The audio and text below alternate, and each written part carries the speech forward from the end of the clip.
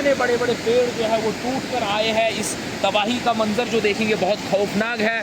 ये इलाका जो है जसोटी का है, जहाँ पर ये कल के दिन में एक बहुत बड़ा हादसा पेश आया कि यहाँ पर जो गाड़ियाँ भी अभी फंसी हुई है, बहुत सारी गाड़ियाँ जो दबी है और बहुत सारी गाड़ियाँ अभी फंसी हुई है। जो यहाँ से यात्रा के लिए लोग जाने वाले थे वो इस जगह पर रुके हुए थे। ये देखिए एक सामने एक मंदिर भी है, उसके साइड पे वो पूरा महफूज हो गया, साइड पे थोड़ा सा नुकसान पहुंचा है, लेकिन पेड़ जो है बड़े बड़े पेड़ टूट के आए हैं। सामने आप देखेंगे कि एसडीआरएफ की टीम जो है इस वक्त जो है यहाँ पुल लगाने की कोशिश कर रही है ताकि लोग यहाँ आर से पार हो सके।